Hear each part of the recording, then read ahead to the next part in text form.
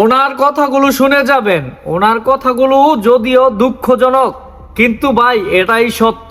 খুবই গুরুত্বপূর্ণ কথা বলেছেন, কথাগুলো অবশ্যই মনোযোগ দিয়ে শুনে যাবেন। আমি আমার ছোট ছেলে নিয়ে আইসি 11 মাস হয়ে যায়, কিন্তু ও কোনো যোগাযোগ করা কোনো কিছু, আমার ছেলে বর্ণবসন কোনো কিছু করতেছে না।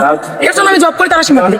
আর সেদিনকে হচ্ছে আমাদের তারাশিমা থেকে বড় ভাইয়েরা আপুরা, তারপর হচ্ছে আমার মানে বড় স্যাররা সবাই মিলে আর কি প্রোগ্রাম করছিল। এর জন্য হচ্ছে চিলে গেছিল সবাই মিলে আর কি, বড় মানে সিনিয়র পার্সনদের সাথে সবার সাথে আমরা গেছিলাম। আমাদের বড় আপু আছে সবাই, ওদের সাথে চলে গেছি। এর জন্য ওইগুলো বাজে বাজে মন্তব্য করতেছে। কেন ওর সাথে তোমার বন্ডিং থাকতো, তাহলে কি আমি বাবার বাড়ি চাকরি করতাম? আমি ডিভোর্স দেই না, ও আমার দেন। ও বলছে আমাদের বাসায় গেছিল, বাসায় যায় হচ্ছে সবার সামনে বলছে আমাদের ডিভোর্স হয়ে যাবে। ভালো কাজ না, আমার সাথে তোমার সাথে বাজে কোনো সম্পর্ক নাই। জাস্ট আমার ছেলে ফোন দিচ্ছে, আমি বাসায় ছিলাম, আমার ছেলে বলতেছে আমি তো মুসলাম। পরে অবশেষে আমি আমার ফ্রেন্ডকে বলতেছি, দোস্ত তুমি আসো, আমি আমার ছেলের জন্য তো মুসলিম যাবো। তারপর ছেলে বুঝতে এরা সেটা খেতে দিয়েছে, আমার শীতের পোশাক কিনতে আসছে।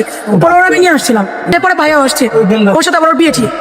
পরে এর জন্য ভাইয়াকে নিয়ে আসছে। পরে আমার ভাইয়া একটু দাঁড়ান, আমি আমার ছেলের জন্য তো মুসলিম।